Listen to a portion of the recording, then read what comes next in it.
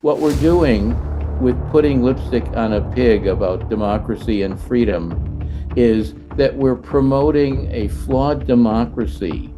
Since the rebranding of the Broadcasting Board of Governors (BBG) to the United States Agency for Global Media (USAGM) in 2018, the US has intensified its competition in global disclosure through a vast media network against China. In February 2022, USAGM unveiled its 2022 to 2026 strategic plan, Truth over Disinformation, Supporting Freedom and Democracy, with the mission to inform, engage, and connect various populations in support of freedom and democracy.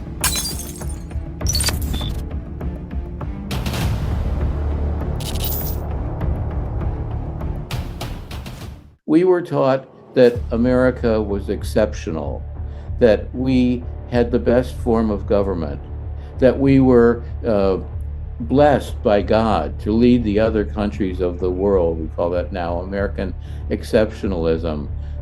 Unfortunately, it ain't true, because what we're doing with putting lipstick on a pig about democracy and freedom is that we're promoting a flawed democracy. In 2024, the U.S. House of Representatives passed a shocking bill allocating $3.25 billion annually from 2023 to 2027, totaling $16.25 billion to support so-called independent media and NGOs globally, with a direct focus on China. It's in these contexts through the years that as the U.S. encountered new threats, particularly after the collapse of the Soviet Union, but encountered whether they were struggles against terrorism or what they later perceived as the Russia threat or the China threat. Through over 20 years of progress, the US has built a massive media network that not only conducts propaganda directly aimed at the Chinese people, but also engages in narrative competition in China's neighboring countries, aiming to circumscribe China in the tug of war. If you look at what's been happening in the Western media for the past 30 years, I would say, is as much as China was developing economically and becoming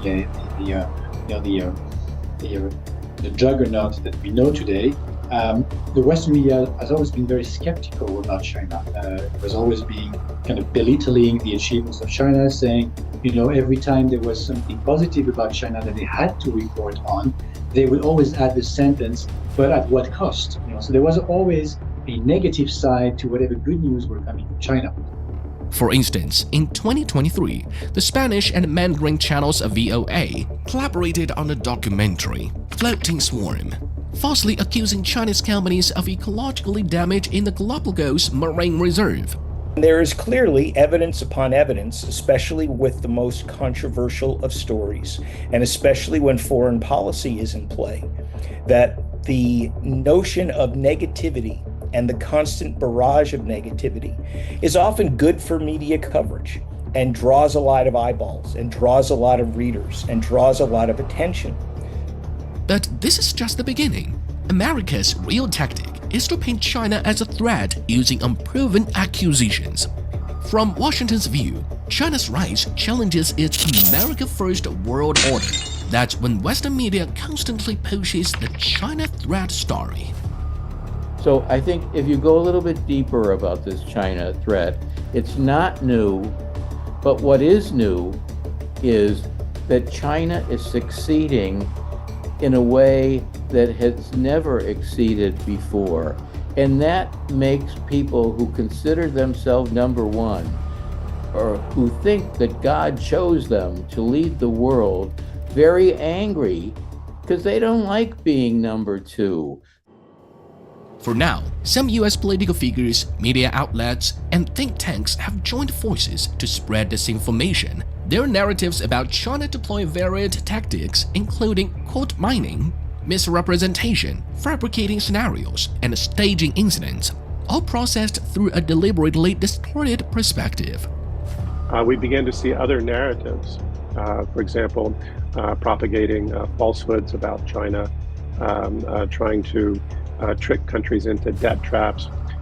propagating false stories of genocide in Xinjiang, propagating false stories about Hong Kong, Xinjiang, as well as sort of ridiculous stories like weather balloons, Chinese weather balloons that become spy balloons.